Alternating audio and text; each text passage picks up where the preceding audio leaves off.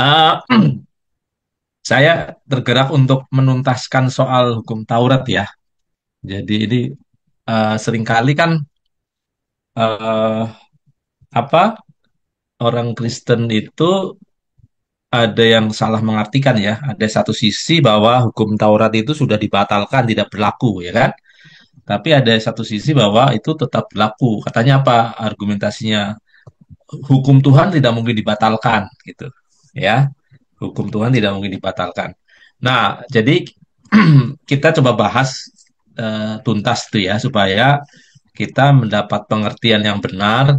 Maksudnya hukum Taurat tuh apa sih gitu yang dipahami ya, dipahami oleh orang Yahudi, orang Israel, orang Yahudi sana dengan apa yang dipahami oleh orang Kristen ya. Oke, kita coba ke bahas ini dulu ya. 1 Timotius 1 8 sampai 11 deh. Eh, ini mungkin ada yang bisa bacakan. Saya belum share ya. Mana share ini?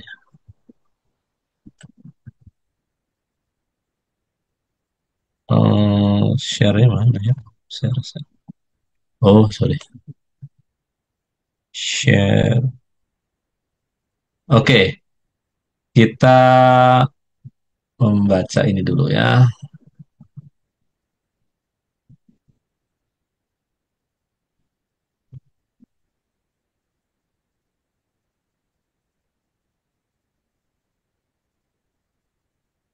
Oke, ada yang bisa membaca ini? 1 Timotius. Hmm. 1 Timotius 1 ayat 8 sampai 11. Kita tahu bahwa hukum Taurat itu baik kalau kalau tepat digunakan, yakni dengan keinsafan bahwa hukum Taurat itu bukanlah bagi orang yang benar, melainkan bagi orang durhaka dan orang lalim, baik orang fasik dan orang berdosa, bagi orang fasik dan orang berdosa, bagi orang duniawi dan yang tak beragama, bagi pembunuh bapa dan pembunuh ibu, bagi pembunuh pada umumnya, bagi orang yang cabul dan pemburit, bagi penculik, bagi pendusta, bagi orang makan sumpah dan seterusnya. Segala sesuatu yang bertentangan dengan ajaran sehat, yang berdasarkan Injil dari Allah yang mulia dan maha bahagia, seperti yang telah dipercayakan kepadaku. Amin. Amin. Oke, ini kita nanti belajar mendalami tentang maksud hukum Taurat itu sebenarnya eh, akan berkaitan sebenarnya dengan eh, kehidupan kita sehari-hari ya, yang real, real, real life ya. Nah, di sini ada kata hukum Taurat itu baik kalau tepat digunakan ya. Apa dimaksud hukum Taurat itu baik ya? Terus juga yang ayat 9, hukum Taurat itu bukanlah bagi orang yang benar, melainkan bagi orang durhaka dan orang lalim. Jadi hukum Taurat itu hanya bagi orang durhaka. Eh, Hukum Taurat bukan untuk orang benar. Jadi orang benar tidak terikat dengan hukum Taurat. Nah, ini apa yang dimaksud dengan ini dua ini nih? Apa dimaksud yang baik ya? Eh, Terus apa namanya? Mengapa hanya bagi orang durhaka? Nah, kemarin kan sudah sempat membahas gitu ya. Ada yang nggak bisa menjelaskan nih, ayat ini nih? Maksud ayat ini apa? Coba Ya kita Pak, mereka diskusi ya. pasti bisa. Mm-mm. Ya, Yanti, silakan Mira. Mereka udah buat soal ini Pak. Silakan Iya, Mira. hanya yang 1 Timotius 1 8 udah pernah dibahas nggak? 1 Timotius 1 ini. Oke, nanti Oh, ada hal yang menarik nih.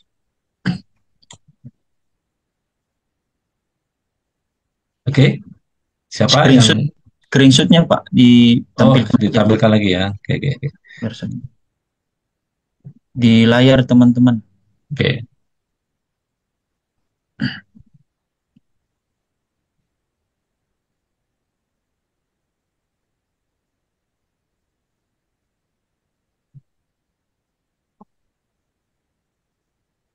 Bisa dijelaskan dari soal yang sudah dibuat Mira atau Ya, Yanti, oke. silakan.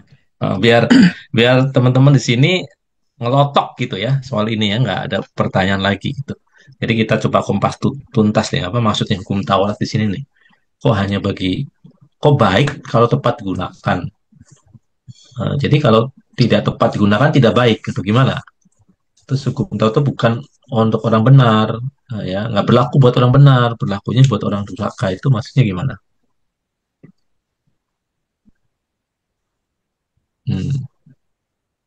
Nanti sebenarnya ada hubungannya sama ayat sebelumnya ya ayat 1 sampai 7 itu. Nanti kelihatan konteks lebih dalam itu menarik sekali. Ini saya dapat waktu saat teduh ini minggu lalu. Oke, gimana? Ada yang bisa jelasin? Ya, nggak apa-apa, bebas aja. Justru kalau mengungkapkan pendapat nanti bisa bisa tahu nih kita sudah mengerti benar atau belum gitu.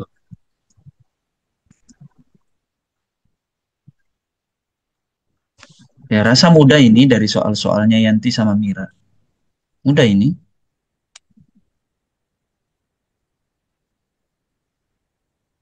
Ya, Dari maksud tujuan hukum Taurat, teman-teman. Iya kan? Tujuan hukum Taurat itu ada untuk apa? Ah, itu dari situ bisa menjelaskan ini. ya. Ini pertanyaannya ya dua aja. Ini maksudnya hukum tatut baik kalau tepat digunakan. Maksudnya kalau tepat digunakan itu apa? Terus kedua, emang hukum Taurat itu nggak berlaku buat orang benar, hanya orang durhaka itu maksudnya gimana? Jadi orang benar itu udah bebas dari hukum Taurat, hanya bagi orang durhaka saja. Gitu.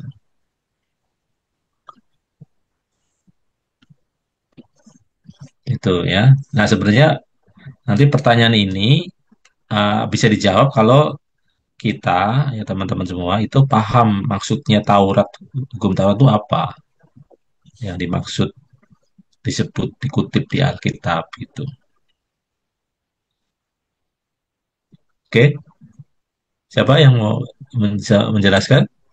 Mungkin tadi udah di ini mentor kita ya, teman-teman, bahwa maksud hukum Taurat itu untuk apa? Itu dulu coba. Eh, Bisa nggak dijawab?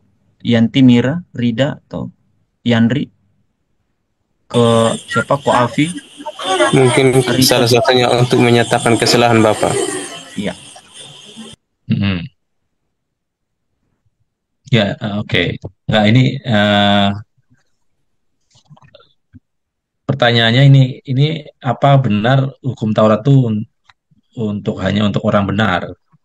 Tidak, bukan bukan untuk orang benar, tapi hanya untuk orang durhaka. Terus kalau hukum Taurat itu baik kalau tepat digunakan. Jadi hukum Taurat itu baik gitu, ya, itu baik kalau tepat digunakan. Ya, ini berlaku buat siapa gitu?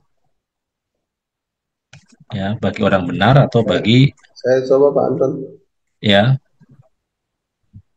Ya kalau yang saya pahami bahwa hukum Taurat itu baik kalau tepat digunakan adalah bahwa sebagai hukum moral, sebagai standar hidup baik bagi manusia.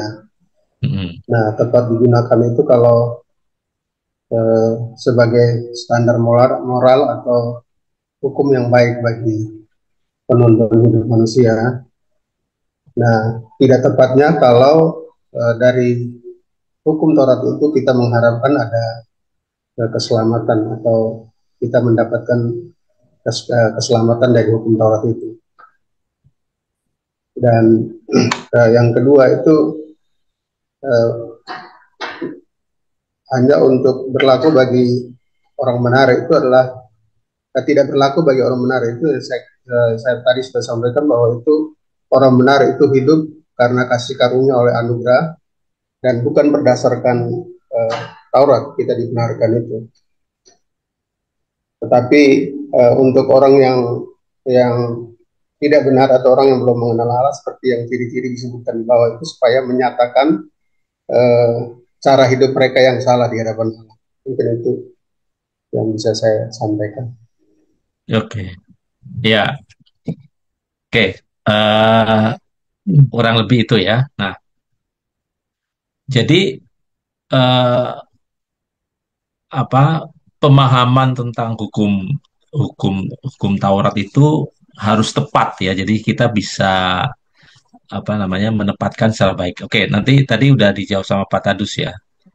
Nah, jadi tadi mana ya? Nah, jadi di konteks ayat itu ya, hukum Taurat itu baik asal digunakan secara baik itu kalau kalau tepat digunakan ya. Tapi sebenarnya kalau bahasa aslinya itu secara sah ya. Asal digunakan secara sah. Jadi ada legalnya, ada legal standingnya, nominos ya. Yaitu untuk menyingkapkan dosa bukan sebagai sarana keselamatan. Tadi benar. Jadi eh, bisa digunakan secara sah, artinya secara hukum ya, secara kebenaran hukum. Karena ini kan kita mengacu pada tradisi orang Israel ya, bangsa Yahudi. Jadi kalau itu dipakai untuk menyingkapkan dosa, itu tepat gitu. Ya, menyingkapkan dosa. Jadi sesuatu dikatakan berdosa itu ya kalau dia ada hukum yang melarangnya, menentangnya, betul nggak? Ya, kalau selama tidak ada hukum yang melarangnya ya tidak bisa dikatakan itu sebagai dosa. Makanya di bagian ya Alkitab itu karena hukum Taurat lah kamu mengenal dosa gitu. Ya, bukan berarti kalau gitu enak dong sebelum Musa gitu ya kita bisa berbuat dosa karena nggak ada hukum Taurat. Bukan seperti itu. Artinya yang dulu kamu nggak tahu bahwa itu berdosa dengan hukum Taurat membantu kita ya mengajarkan orang Israel itu bahwa ini salah, ini tidak sesuai kehendak Tuhan. Ya, nah tidak tepatnya kalau ya dipakai sebagai sarana keselamatan, sebagai syarat keselamatan. Ya, syarat keselamatan. Jadi itu yang tidak boleh. Jadi garis besarnya itu. Ya, jadi kalau menyangkut syarat keselamatan berarti hukum Taurat itu tidak tepat, tidak sah gitu. Ya, tidak sah dipakai, ya digunakan. Nah, ayat 9 10 itu eh, apa daftar pelanggaran ya, tidak hormat, membunuh, cabul, homoseksual, penculik, pendusta, menggambarkan siapa yang berada di luar hukum, ya. Jadi hukum Taurat itu memberi apa kejelasan ya secara kasat mata itu istilahnya, clear gitu ya, bahwa orang yang melakukan pelanggaran ya, pelanggaran moral ini ya, bahkan bukan hanya moral sebenarnya ini hukum ya, kalau sudah pembunuh cabul itu sudah hukum ya, kalau pelanggaran moral udah di atasnya. Yang paling lebih kelihatan hukum, pelanggaran hukum. Ya, kalau melanggar hukum itu sudah pasti melanggar moral, betul nggak? Kalau melanggar hukum pasti sudah melanggar moral. Jadi kalau kita misalnya melanggar peraturan lalu lintas ya itu pasti sudah melanggar moral. Tapi kalau uh, sebenarnya secara moral itu nggak pas, secara hukum belum tentu. Ya, apa contohnya? Secara moral itu eh, tidak baik, tidak bisa dibenarkan. Tapi secara hukum eh, tidak apa tidak kita tidak ada peraturan untuk menghukumnya. Ya banyak case ya karena hukum tidak bisa mencakup semua cara hidup aturan hidup gitu. Ya misalnya kalau kita ada orang datang apa kita melihat ya, orang kesusahan gitu ya minta tolong kita ya misalnya untuk makan atau apa terus kita tidak memberi gitu ya, padahal kita mampu itu secara moral tidak bisa dibenarkan tapi secara hukum bisa nggak orang apa negara menghukum orang yang tidak menolong orang lain bisa nggak ya. Nah, tidak bisa. Nah jadi di sini apa menegaskan natur hukum itu memperlihatkan ketidaksesuaian hidup manusia dengan standar Allah. Jadi artinya gini, ini secara singkat ya. Kalau orang masih hidup ya di daftar pelanggaran moral itu secara Taurat aja hukum Tauratnya Musa apa Israel itu sudah sudah di luar hukum gitu Nah, sudah sudah di luar itu, apalagi di luar apa hukum kasih karunia. Artinya, kalau ada orang mengaku Kristen tapi masih hidup dalam pelanggaran dosa yang kasat mata, yang secara moral dan hukum, ya secara hukum dan moral itu salah, udah pasti ya jangankan dia hidup di bawah hukum kasih karunia ya, atau dia punya iman ya, secara hukum Taurat aja dia udah salah gitu. Ya, jadi ini sebenarnya sering salah pengertiannya itu adalah seakan-akan orang Kristen itu sudah bebas dari hukum Taurat, jadi melakukan pelanggaran itu nggak masalah karena sudah ada penghapusan dosa gitu. Asal minta ampun udah diselesaikan selesai gitu, nggak kebal gitu ya. Padahal kalau artinya kalau kamu sudah melanggar hukum Taurat ya, itu udah pasti kamu apa tidak mungkin punya iman gitu. Tidak mungkin bisa dikatakan kamu punya iman kepada Kristus. Ya, kamu yang kelihatan aja, hukum yang kelihatan aja kamu langgar. Ya. Nah, jadi itu bisa menjawab, menjelaskan bahwa bahwa hukum Taurat bukan bagi orang benar, bukan dalam konteks kita bebas melanggar aturan tatanan, ya tatanan moral, tatanan hukum gitu, ya. Tapi itu menandakan bahwa kita itu harus punya kualitas hidup, cara hidup yang lebih lebih tinggi dari sekedar yang diatur oleh hukum, oleh aturan tertulis, ya, atau oleh eh, apa namanya moral secara umum gitu. Jadi dalam konteks ini, ya, eh, artinya kalau bisa apa dikatakan hukum Taurat itu masih bisa kita pakai nggak? Nah, pertanyaannya itu masih hukum Taurat yang ada di dalam Alkitab ya, aturan-aturan itu ada yang masih bisa kita pakai nggak? Ya, nanti kita lihat tuh mana yang masih bisa kita pakai, mana yang tidak perlu kita pakai lagi. Ya, karena uh, ada yang tahu lingkup Taurat, hukum Taurat itu di dalam Alkitab tuh sebenarnya konteksnya menjelaskan apa? Ya, yang disebut ayat yang menyinggung hukum Taurat itu sebenarnya ngomongin apa? Yang disebut Taurat itu apa? Ada yang saya nangkep.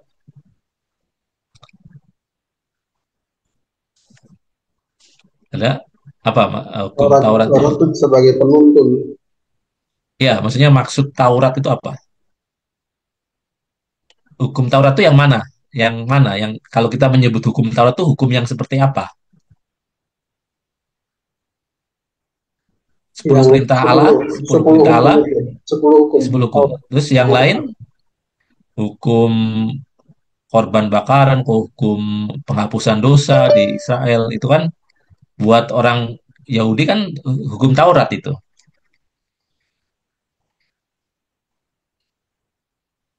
Nah, Pak. Nah, kita sering kali ngomong hukum Taurat tapi sebenarnya nggak dapat belum memahami yang dimaksud hukum Taurat itu yang mana gitu.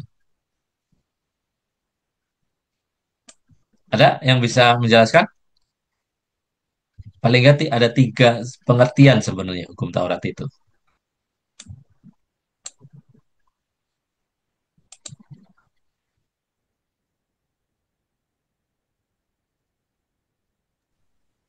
Ada? Um, di hukum hukum moral, Ya. Mm-mm. hukum ritual seperti korban, Mm-mm. hmm, upacara-upacara, kemudian hukum sosial yang tentang Oh, peraturan manusia antara hubungan antara manusia seperti hmm, berperilaku terhadap orang sesama. mm-mm. Oke. Nah, bagian mana dari hukum itu yang masih bisa kita pakai?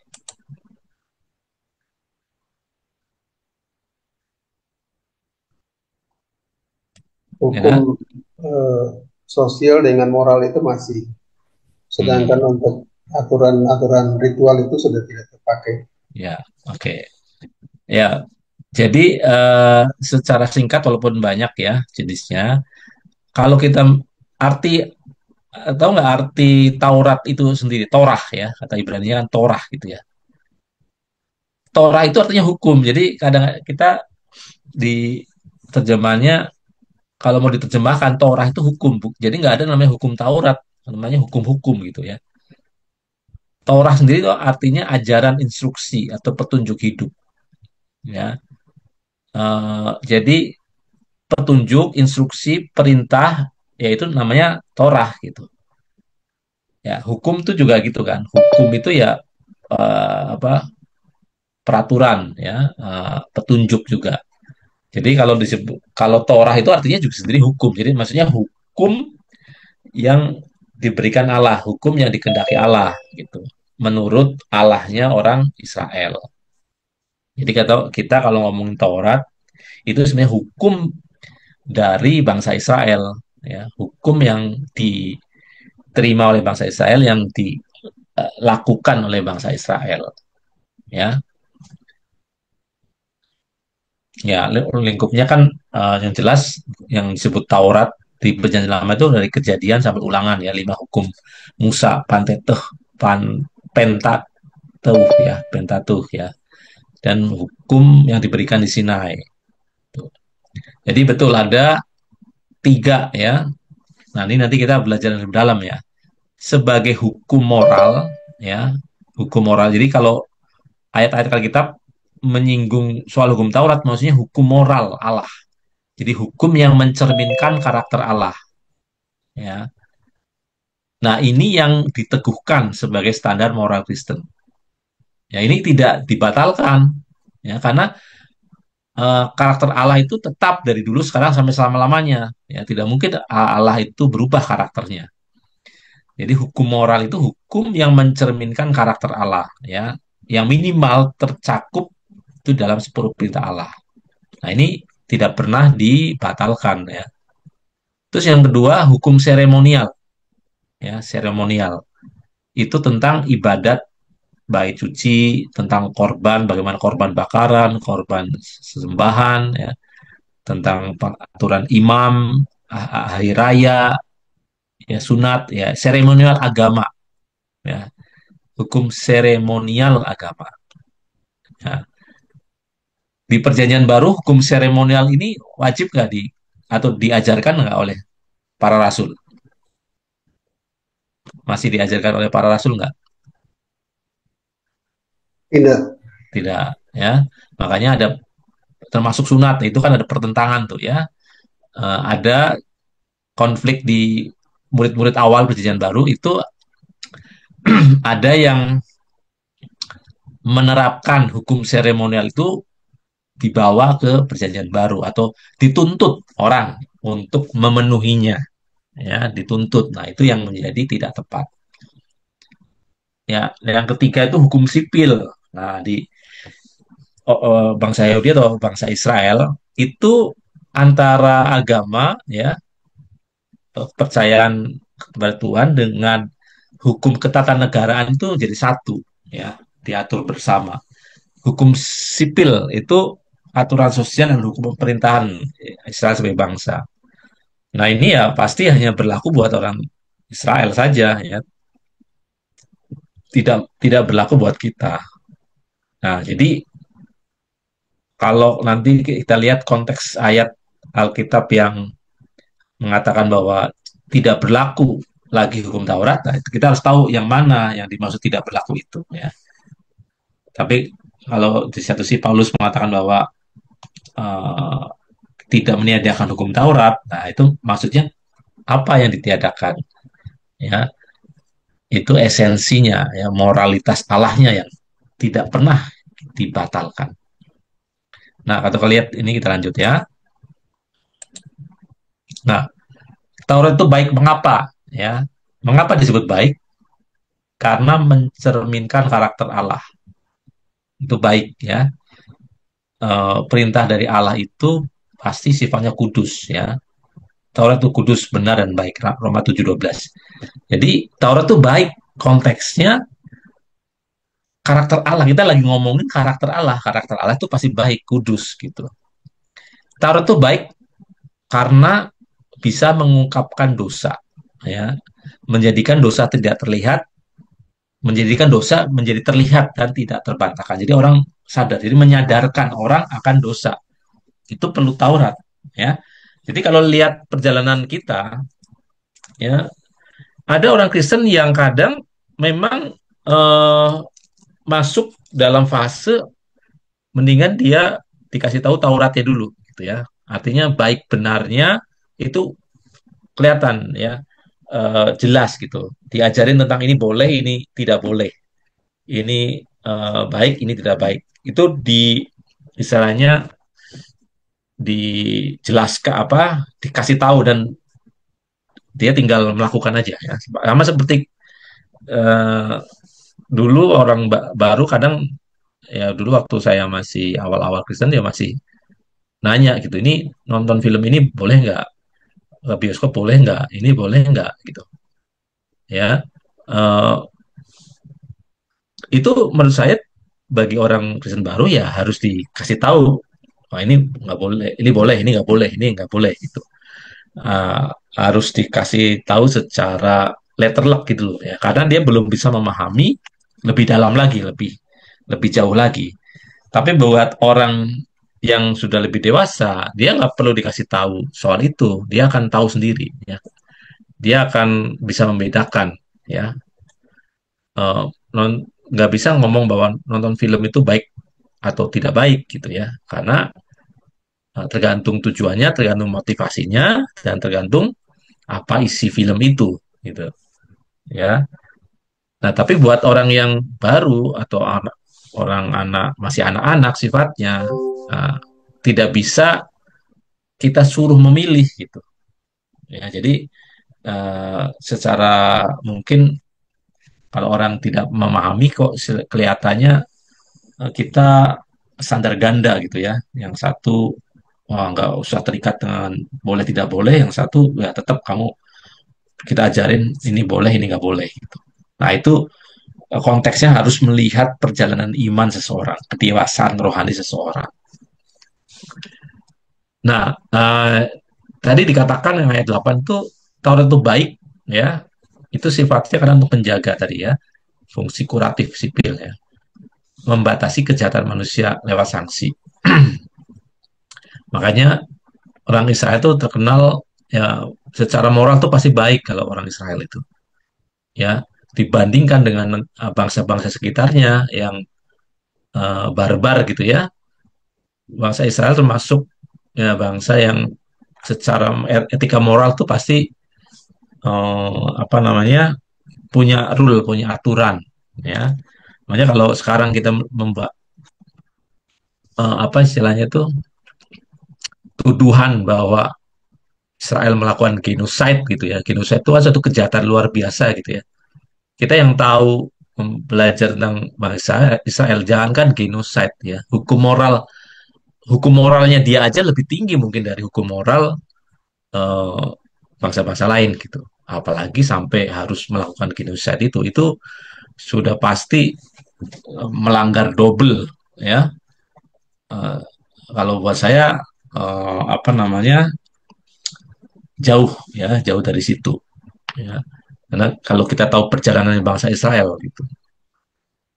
Nah, baik juga dikatakan kalau itu menuntun ke Kristus ya, fungsi pedagogis ya, pembinaan, membina.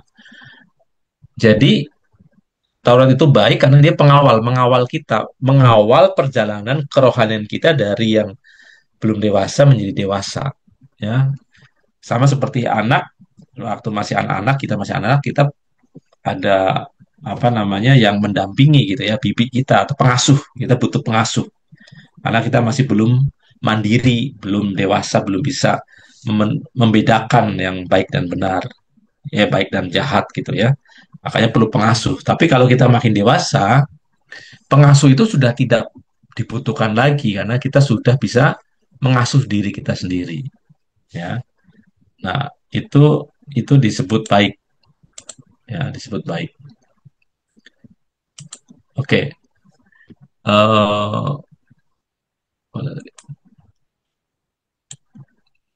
Hukum Taurat bukan untuk orang benar. Bagaimana memahaminya di sini? Ini Paulus tidak berkata bahwa orang benar boleh hidup sembarangan tanpa aturan, ya. Dia memakai orang benar, ya. Di sini maksudnya itu identitas benar itu identikalos, ya. Itu sebagai identitas mereka yang telah dibenarkan atau justify di dalam Kristus, ya. Identitasnya dia, ya, bukan selalu orang yang nggak pernah berbuat dosa gitu, tapi identitasnya dia yang sudah dibenarkan. Jadi status hukum hukum dibenarkan oleh Kristus. Ya, bagi orang benar ini Taurat sudah memenuhi tujuannya, menuntut sampai pada Kristus, dan kini dia tidak perlu pengasuh atau pengawal lagi. Mereka dibimbing oleh Roh Kudus. Ya. Nah, ini Taurat tidak lagi menuduh secara forensik, ya, secara apa namanya, uh, apa kesalahan-kesalahannya itu spesifik gitu ya, akibat dari kesalahannya itu, ya, akibat kesalahan itu sebenarnya akibat dosa kan sudah diselesaikan oleh Kristus di kayu salib, ya.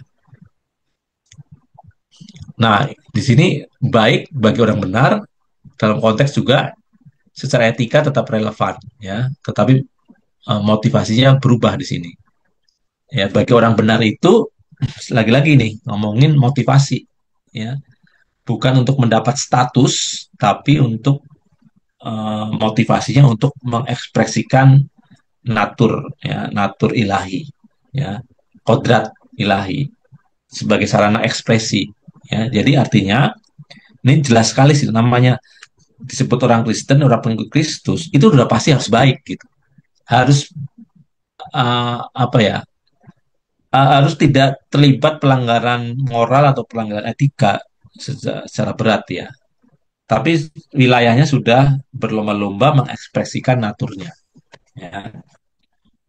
Oke, nah itu maksud Taurat itu bukan untuk orang baik. Nah, eh, ya, nah ini perbedaan yang kemarin kita me- apa namanya,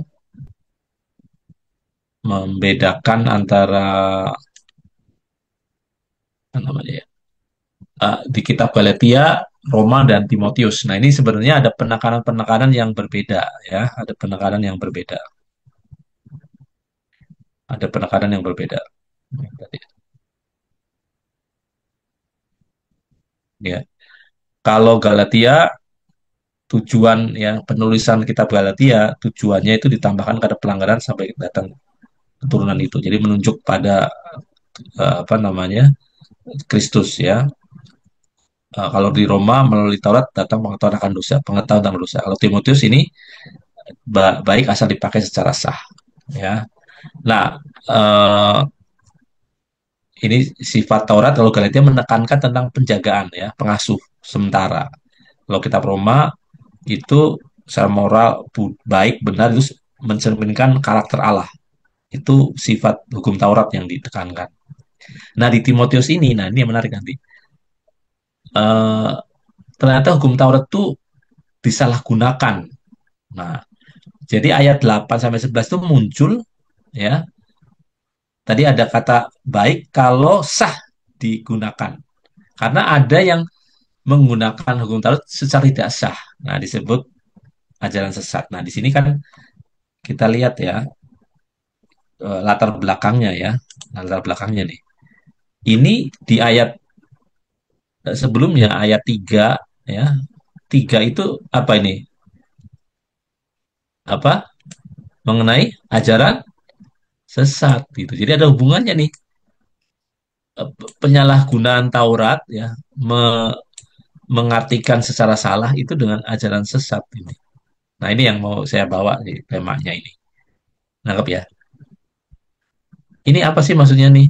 Kok hubungannya hukum Taurat kalau kalau tidak sah digunakan, ya, itu bisa menyebabkan masuk ke ajaran sesat nih. Atau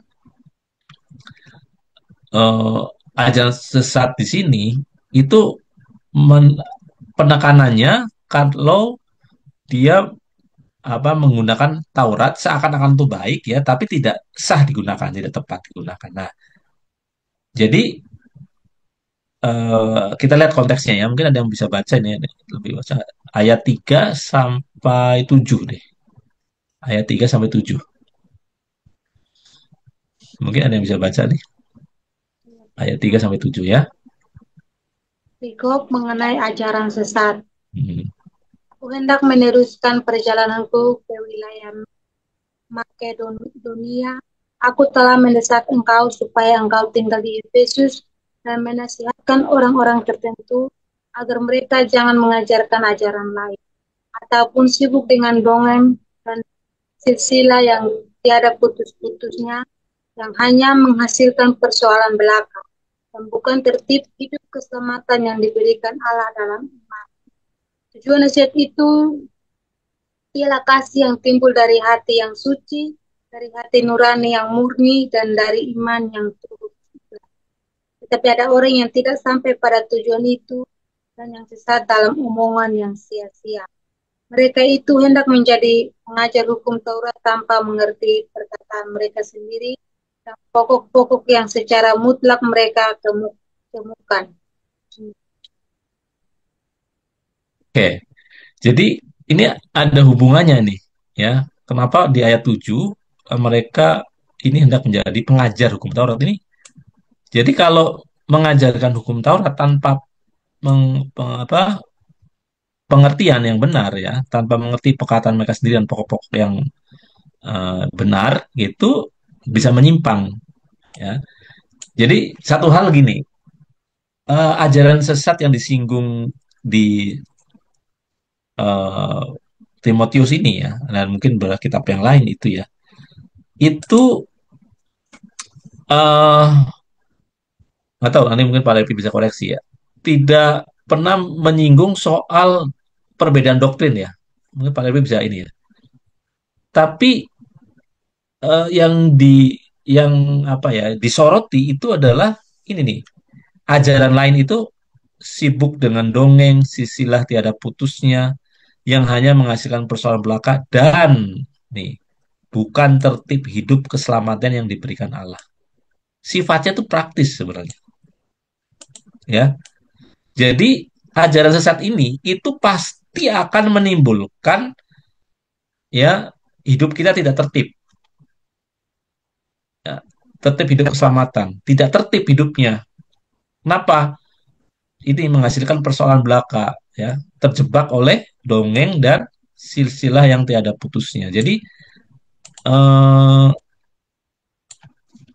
apa terlalu mengawang-awang gitu ya di atas silsilah yang tidak putusnya dongeng-dongeng ya kalau ngeroh Itu di, gitulah istilahnya. itu diperjelas, Pak. Diperjelas di 1 Timotius 4 ayat 7. Heeh. Itu Dikatakan, coba. tetapi jauhilah tahayul dan dongeng nenek moyang tua. Moyang. Latihlah dirimu beribadah. Ya, ya. Memang. Nah, mungkin koreksi nih Pak Repli. Ada nggak yang ajaran sesat yang dimaksud di Timotius mungkin dari kitab lain itu soal doktrin, perbedaan doktrin ini apa soal apalagi nggak ada dulu cerita kali ya. Atau Yesus itu Tuhan atau bukan atau Bapa dan Yesus hubungannya gimana gitu. Ada nggak perdebatan itu di awal-awal nih murid-murid?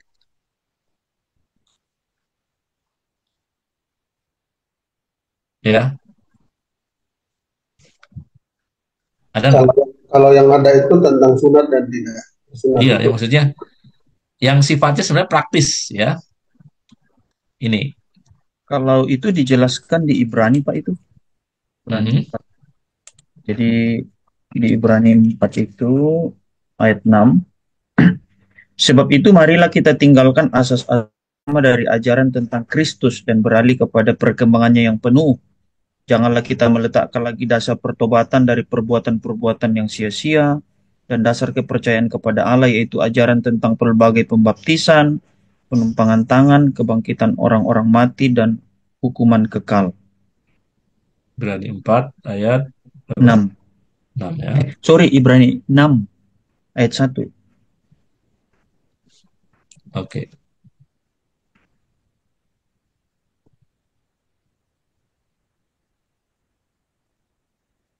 Ya, oke. Eh, tapi kalau kita lihat ya, yang perdebatan yang sekarang, orang Kristen sekarang, ya, itu kan lebih ke masalah doktrin yang ini tidak secara detail disinggung di kitab Perjanjian Baru, maksud saya. Ya, di sini mana ya perkembangan yang Ibrani 6 ayat 1. Iya, Asas pertama ajaran tentang Kristus dan beralih kepada perkembangan yang penuh. Nah, ini juga ajaran tentang Kristus itu yang seperti apa. Nah, cuma saya menyoroti di sini sebenarnya, ya bahwa eh, konteks di sini hukum Taurat dengan kenapa kok masuk di perikop ajaran sesat ini, ya karena ajaran ini itu eh, menyalahgunakan hukum Taurat yang sebenarnya, ya tidak tidak menimbulkan tertib hidup. Jadi artinya kalau yang saya pahami ya, orang benar, orang yang disebut orang benar itu harus punya apa?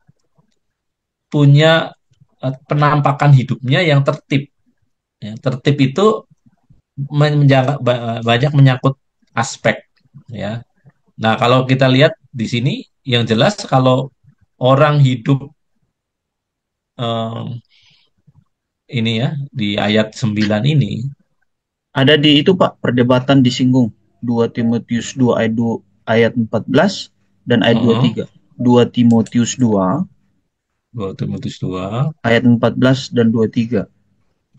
2 Timotius 2 2, ayat 14 dan 23 14, dan 23 ya. 23. Apa ini?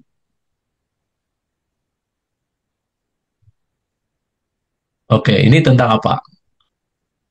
Himenius dan Himenius ya. Ini juga disinggung nih, Himenius nih.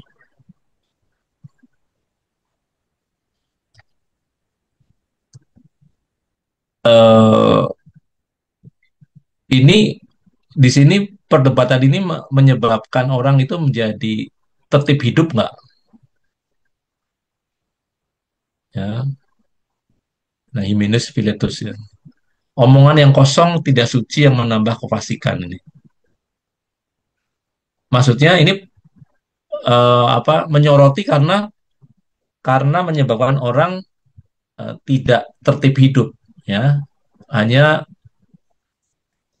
apa namanya ke tadi dongeng-dongeng dan omongan ya. Kalau kita lihat ya Himenius ya, karena Himenius itu nah, Himenius itu disebutkan di 1 Timotius 1:20, 2 Timotius 2 ayat 17-18 nih. 2 Timotius 2 tentang ajaran 2 Timotius 2 kelihatan ya. 2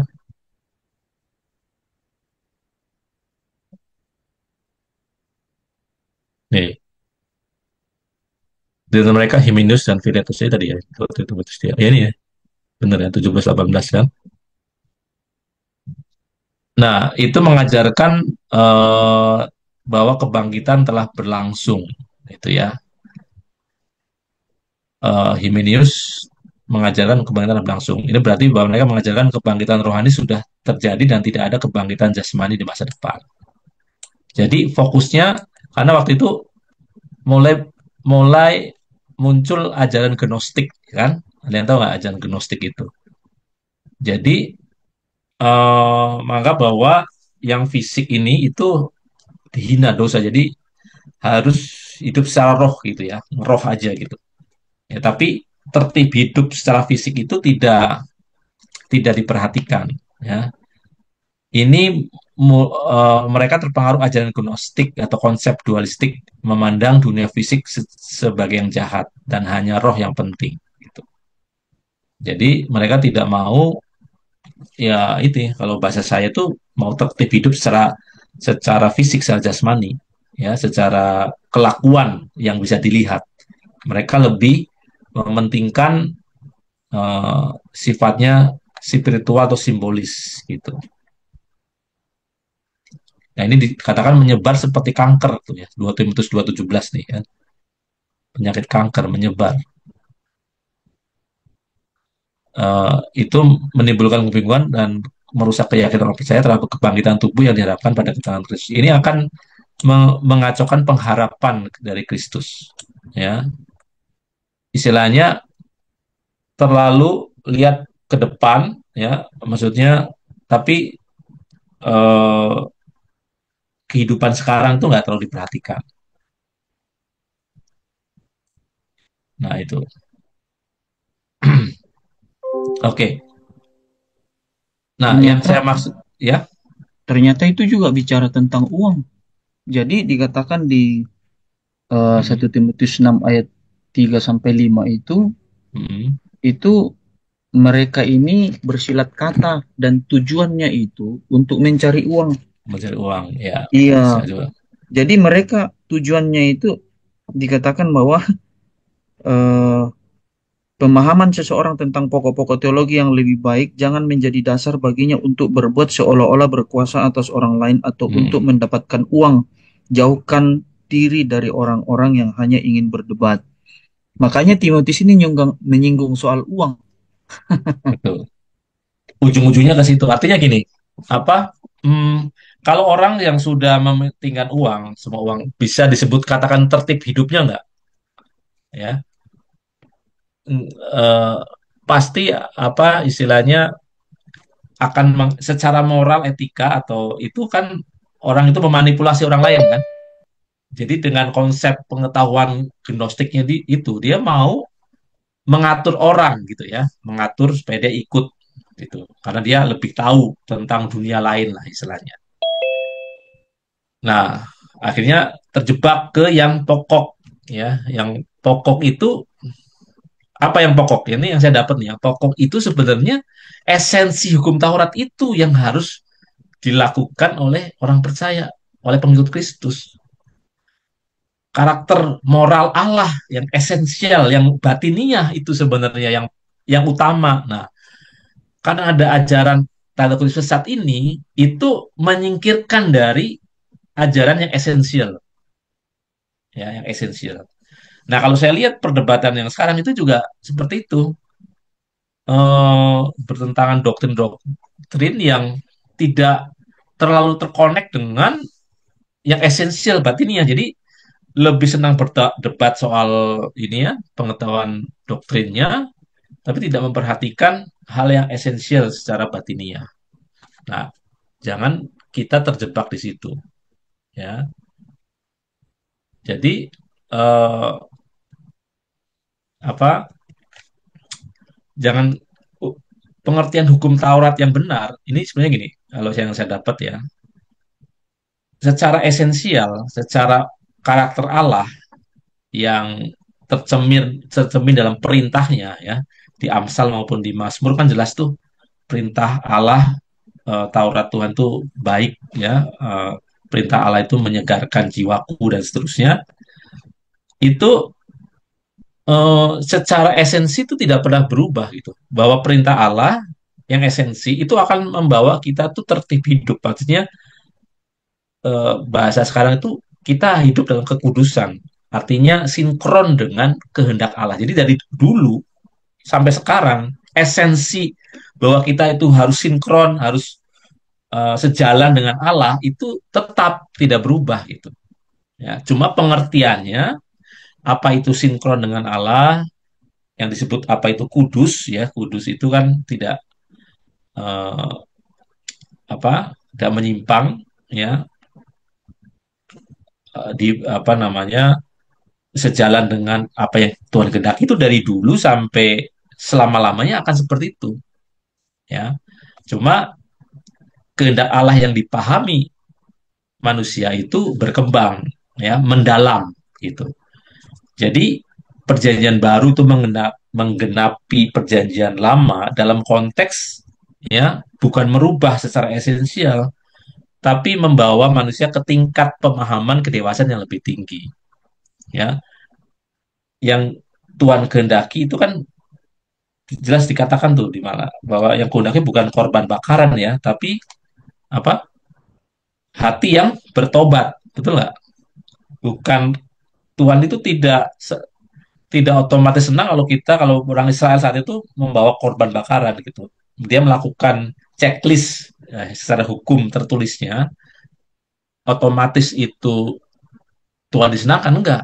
Tuh, ternyata dari dulu Tuhan juga melihat hati. Tapi karena waktu itu manusia belum, ya, bisa memahami kehendak Allah secara penuh, secara sempurna, secara mendalam, ya, ya sebatas itu yang dituntut gitu. Tapi sekarang setelah dibukakan apa, oleh Tuhan, ya, oleh Tuhan Yesus yang menggenapi hukum Taurat itu, kita baru tahu bahwa oh ternyata kehendak Allah, harapan Allah buat kita, ya, kenapa kita disempurnakan, harus menjadi sempurna itu, oh segini ya, tinggi sekali gitu. Nah itu, eh, kita jadi otomatis tidak perlu diatur secara detail gitu, ya. Makanya eh, tidak ada dalam pengajaran Kristus itu bagaimana kita harus berpuasa, bagaimana kita cara makan, cara cara membersihkan tubuh, cara apa namanya beribadah secara khusus gitu, nggak ada gitu, ya. Karena yang dilihat hati hati nurani, ya. Jadi eh, kalau dibilang bahwa ada ajaran lain yang mau menyempurnakan kekristenan, tapi diajarkan lagi soal syariat, soal aturan, nah itu salah kaprah gitu, ya. Dia nggak tahu, ya. Itu kan balik lagi ke zaman perjanjian lama. Nah itu yang eh, kita belajar dari ayat di sini, ya. 1 Timotius tadi. Di sini juga ada Himenius juga nih, di akhirnya nih. Nih Himenius juga muncul lagi nih, ya. Nah, jadi intinya, eh, apa namanya? Kalau orang mengikuti Kristus itu udah otomatis pasti dia mentaati juga ikut hukum Taurat dalam konteks moralnya, esensialnya karakter Allah itu. Dan bisa menjadi cerminan juga kalau kita secara moral etika aja menyimpang, tidak mungkin dia bisa disebut orang yang punya iman kepada Kristus, ya. Jadi takarannya di situ. Ya, kita mempelajari nanti hukum Taurat itu, kita dibawa untuk menyelami maksud Allah sebenarnya dari awal mula itu apa, gitu, ya. Bahwa yang tidak berubah dari Allah itu apa, hukum Tauratnya, ya, seperti apa. Nah, kalau kita mendalam itu, bahwa saya melihat bahwa betapa sabarnya Tuhan, ya, betapa Tuhan itu ikut proses, ya, mendampingi manusia dalam perjalanannya, ya, untuk mencapai kesempurnaan, mencapai kedewasaan penuh. Ya, dia tidak melakukan cara instan. Tuhan tidak melakukan cara instan karena Tuhan mau manusia, ya, punya kedaulatan, ya. Dia bisa memutuskan sendiri dia berbuat baik dan atau dia mau sempurna itu karena keputusannya untuk mau sempurna, bukan karena didesain oleh Tuhan. Nah, benang merah itu yang membuat saya pribadi itu mengatakan bahwa apa yang diajarkan di Alkitab itu luar biasa karena sinkron, ya, karena progresif berkembang gitu, ya. Nah saya ingat, eh, apa namanya, ada seorang mungkin apa ya pengajar itu di India itu, ya, yang dia, ya, penganut kebatinan di orang India itu, waktu ditanya gini, apakah Tuhan itu ada? Ya, apakah Tuhan itu ada? Ya, apa tahu nggak jawabannya dia? Ditanya, apakah Tuhan itu ada? Hmm, dia bilang gini, Tuhan itu menurut kamu apa? Kan baik, kudus, mulia gitu ya. Kalau kita diciptakan oleh Tuhan, ya seharusnya kita mencerminkan dia baik, kudus, mulia. Nah, sekarang lihat dirimu. Kamu gimana kondisi sekarang? Apakah kamu berani bahwa kamu berasal dari Tuhan dengan kondisi kamu seperti itu? Manusia berbuat jahat, menghabisi sesamanya dan seterusnya. Dia tidak secara langsung ya, tapi dia memahami begini bahwa tidak penting mempertanyakan tuh ada Tuhan atau tidak, ya, atau harus mencari dia karena kalau memang manusia berasal dari Tuhan, kenapa ciptaannya ini kok tidak mencerminkan seperti penciptanya? Tahu nggak apa yang saya pikirkan? Wah, yang bisa menjawab ini hanya kekristenan ya, bahwa pada mulanya manusia diciptakan baik ya. Manusia sekarang bisa rusak karena ada jatuh ke dalam dosa. Manusia itu sekarang amburadul begini berantakan karena jatuh dalam dosa. Tapi pada awalnya, pada mulanya, manusia didesain untuk sempurna, untuk mencapai kesempurnaan yang Tuhan mau. Tapi pencapaian kesempurnaan ini tidak instan, tidak Tuhan tidak merancang seketika, tapi melalui progres karena Tuhan mau menyertakan manusia dengan kehendak bebasnya. Jadi saya lihat kalau kita memahami ya intisari dari Alkitab Perjanjian Lama Baru itu kita tidak terjebak dengan pertanyaan-pertanyaan filsafat seperti itu dan kita tahu ya paling nggak kita memahami apa itu jawabannya gitu. Jadi orang yang mengatakan bahwa apakah Tuhan ada, apakah kita perlu mencari Dia dengan jawaban seperti itu, ya audiens diarahkan bahwa kamu tidak pentinglah ada Tuhan atau enggak gitu, ya dan justru mempertanyakan, ya nggak mungkin ada Tuhan seperti yang kamu pikir, kamu aja modelnya begini gitu. Jadi kontradiktif, seakan-akan itu kontradiktif. Nah itu yang saya dapat ya bahwa mm, belajar isi Alkitab ini itu apalagi kita sedang konteksnya mempelajari hukum Taurat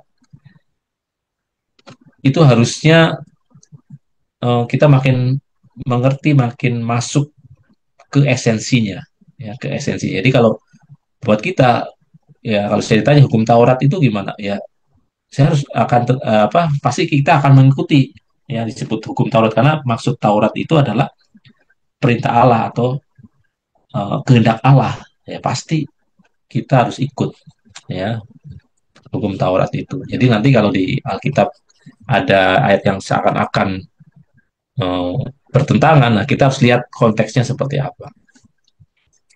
Oke, itu dulu dari saya Pak Lepi, dilanjut. Ya. Oke, teman-teman. Ada yang mau ditanyakan dari materi yang disampaikan? Atau ada pertanyaan lain? Atau yang mau menambahkan? Silakan.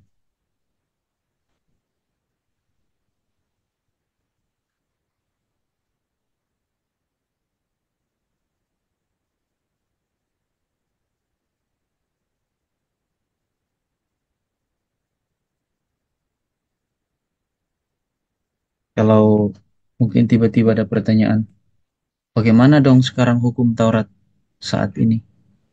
Nah, karena ada orang yang bertahan. Silakan Yanti. Iya, Bapak.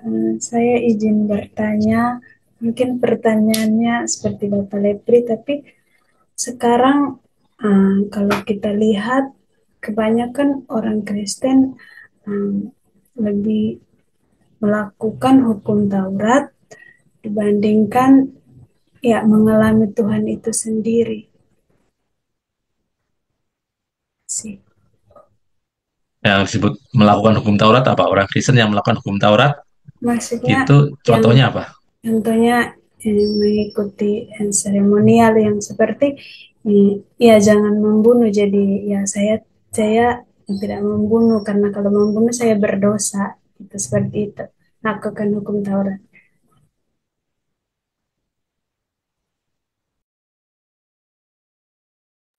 Memang Nah, membunuh itu Ya dosa toh. seperti maksudnya pertanyaannya, maksudnya maksudnya seperti ini Bapak. Seperti melakukan hukum Taurat. eh, Wah, ini seperti ritual saat beribadah. hmm, hmm,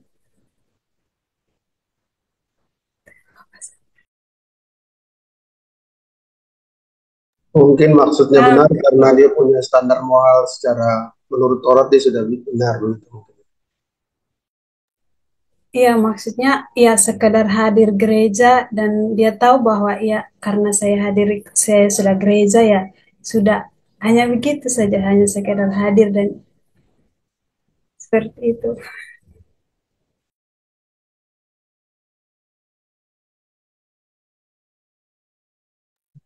istilah saya itu menjadi orang Kristen checklist ya, checklist. Jadi udah ke gereja cek, udah berdoa checklist, terus udah apa namanya memberi perpuluhan cek, wah ini udah benar gitu. Jadi apa? Betul, mendegradasi arti dari ya Taurat yang digenapi oleh Tuhan Yesus, betul nggak? Tuhan Yesus datang untuk bukan untuk meniadakan tapi untuk menggenapi, ya. Menggenapi dalam konteks pengikutnya dia harus sudah di atas itu ya, tidak merasa benar karena melakukan aktivitas rohani itu, betul nggak? Ya, harusnya mencari tadi betul apa hati Tuhan, mengerti, memahami pikiran apa perasaan Tuhan gitu. Nah, ini memang terjadi bukan mungkin bukan hanya orang Kristen ya, tapi pada manusia pada umumnya secara psikologis ya. Kemarin saya diskus sama istri saya, itu memang ada namanya defense mechanism orang untuk apa namanya bisa dibenarkan gitu. Dia tahu dia salah, terus dia ingin dibenarkan gitu. Nah, pembenaran paling gampang itu memang melakukan checklist, melakukan to do something gitu. Ya, kalau dulu mungkin ada praktek ini kan, pokoknya kamu ngasih persembahan sekian ya, kamu dosa kamu udah diampuni gitu, ya nggak?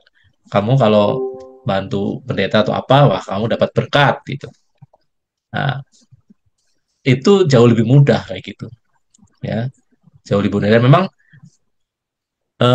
kecenderungan manusia yang dalam dagingnya itu memang selalu pasti mau mencari pengampunan, mencari pembenaran gitu. Dia salah ya, tapi dia mau diampuni karena nggak tenang gitu, ya. Tapi dia dengan cara yang instan ya. Jadi ada orang ke gereja itu karena apa? Dia hari Minggu harus ke gereja apa? Dia merasa hari Senin sampai Jumatnya itu ya, dia udah banyak buat dosa gitu. Benar nggak? Sudah salah nih, praktek hidupnya salah nih.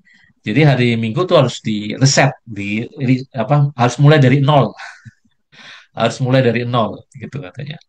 Harus dinolkan lagi, harus apa? Yang lalu dosanya dihapus. Jadi mulai lagi. Tapi nanti Senin sampai Jumat ya gitu lagi, balik lagi. Jadi nggak akan bertumbuh-tumbuh. Nah, jadi memang betul. Dari pertanyaan Yanti itu mengapa bisa kayak gitu atau itu fenomenanya benar apa nggak kayak gitu? Apa yang jadi pertanyaan Yanti? Yang jadi pertanyaannya apa?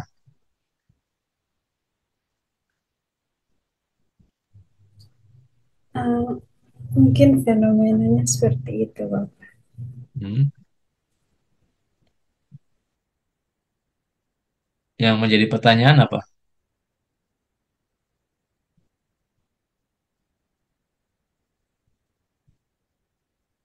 Yang kental itu malah yang kelihatan bahwa jangan ini, jangan itu, harus begini, harus begitu, itu kan. Itu yang kental tuh. Bahkan masih ada yang harus pakai kerudung. Harus Hmm. tuh kerudung ke gereja. Itu masih saya dapat itu. Ada itu. Harus begitu. Itu katanya kan.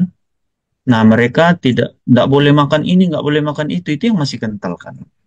Buk, Rasul Paulus bukan yang masuk yang menajiskan toh, tapi yang keluar, ya kan? Gitu. Itu yang kental. Terus sahabat harus hari Sabtu. Nggak ngerti itu sahabat, ya kan? Masih terkungkung di sahabat Sabtu, ya kan? Itu ada Padahal bukunya, Pak. sahabat, ya Bukunya Pak, kenapa hari Sabat itu hari Sabtu itu. Kalau tidak hari iya, Sabtu itu melanggar perintah Allah, masuk ah, neraka. iya, Tuh. tuh melanggar tuh hari Sabtu. Mereka nggak tahu Sabtu itu sebenarnya, Sabat itu adalah perhentian. Nah, Ibrani menjelaskan kan, Sabat itu perhentian. Berhenti artinya berhenti itu kita memiliki hubungan dengan Tuhan. Nah, itu everyday. Jadi sahabat itu bisa everyday, setiap hari atau setiap saat. Itulah sahabat yang sesungguhnya. Bukan sahabat yang dulu lagi. Hmm. Mungkin pertanyaannya kenapa seperti itu orang Kristen? Gitu ya. Yang ditanyain apa? Kenapa Ya sih bisa mungkin kayak seperti gitu? itu nanti ya. Ya, ya, Bapak, seperti itu. Kalau mempertanyakan benar nggak fenomenanya? Oh itu benar memang. Banyak. Tapi pertanyaan mengapa seperti itu? Mas Jawaban Yandri tanya sederhana. Pak. Apa? Ada di kolom chat nyambung Mas Yandri bilang berarti mereka melakukan hukum Taurat ya Pak. Eh, mereka menganggap apa ya? Mereka tidak paham apa maksudnya hukum Taurat itu ya. Ya mereka diatur oleh Taurat versinya dia sendiri sebenarnya. Iya kan? Di di hukum Taurat nggak ada kan harus ke gereja kan? Nggak ada. Taurat Israel kan nggak seperti itu.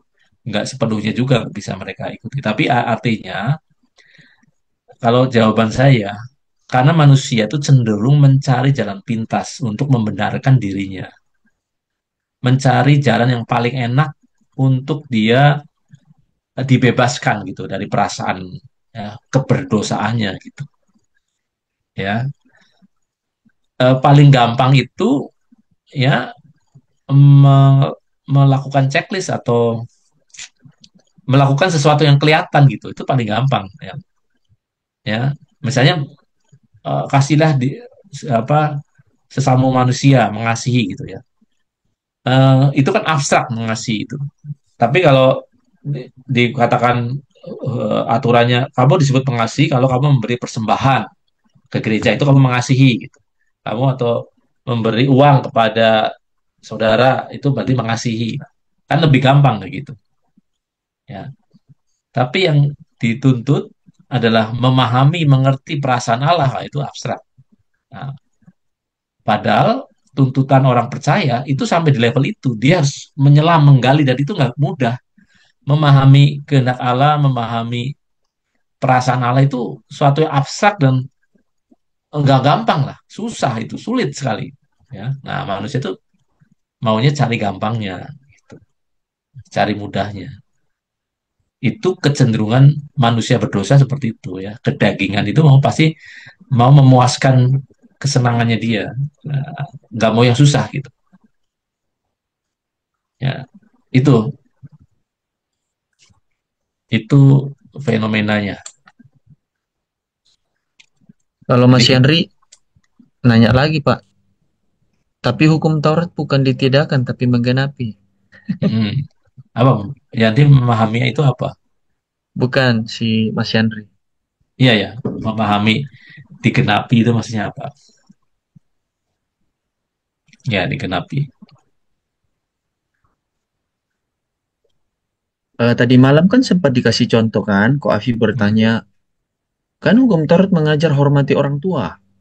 hmm, Nah, ingat nggak tadi malam dijelaskan mentor kita, Pak Hens kan, bahkan jauh lebih menghormati orang tua. Kita harus hidup serupa dengan Kristus. Wajib hidup sama seperti Kristus hidup.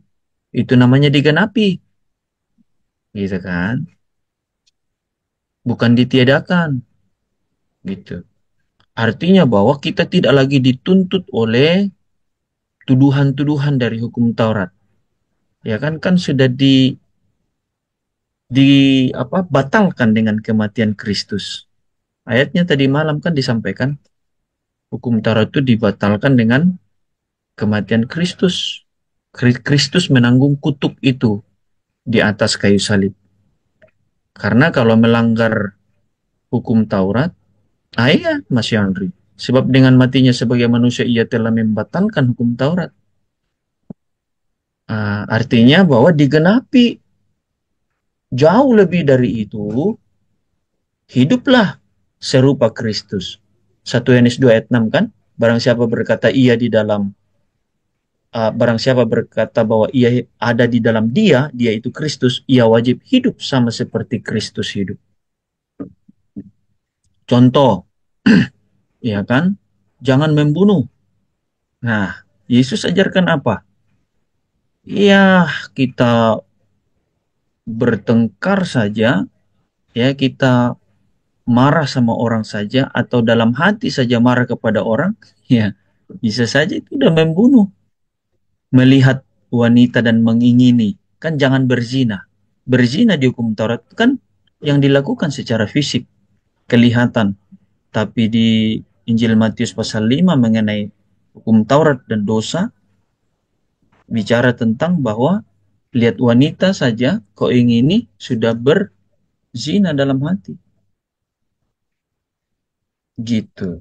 Mas Yandri, jauh lebih dari Jadi menggenapi itu apa artinya sebenarnya naik ke pemahaman yang lebih dalam, lebih tinggi sebenarnya. Tidak ya, di Nah, ini takutnya memang bahasanya membatalkan ya. Kalau orang sepintas kan membatalkan berarti wah udah suka-suka kan, nggak terikat gitu. Tapi ini membatalkan tuh apa? Tuntutan dari hukum Taurat bahwa upah dosa adalah maut. Itu sudah dibatalkan dalam konteks bukan dihilangkan ya Pak Lepri ya, tapi karena sudah dipenuhi, udah dibayar. Tuntutan hukum ya, Taurat itu sama ke manusia loh, nggak berubah dia, nggak berubah. Kamu kalau berdosa ya harus mati, harus menanggung. Nangkap nggak maksudnya? Ya, eh, yang dibatalkan tuh hukuman yang menimpa kita, tapi secara prinsip hukum Taurat itu tidak berubah bahwa kalau orang berdosa, orang yang melakukan kesalahan itu harus ada membayar dia. Nah, masalahnya yang sekarang buat orang percaya Kristus yang membayar bahkan manusia ya umum itu yang membayar itu sudah ada gitu. Sehingga bagi kita orang percaya itu sangat batal gitu, nggak berlaku ya. Tuntutan itu sudah tidak berlaku. Tapi sebenarnya secara prinsip hukum itu tetap berlaku. Artinya harus ada yang membayar tuntutan hukum Taurat itu. Gitu. Ya, jadi sebenarnya eh, ya tidak pernah tanda kutip kalau bahasa saya hukum Taurat itu tidak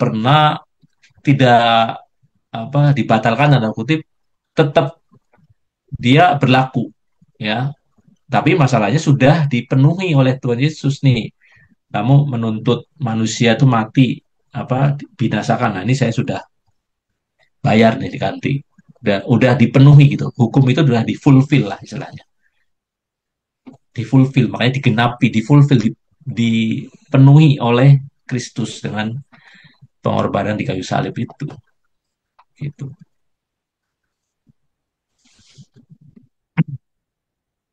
Nah, jadi sebenarnya kalau membahas ini ya, konsekuensinya itu berat ya sebenarnya buat kita ya.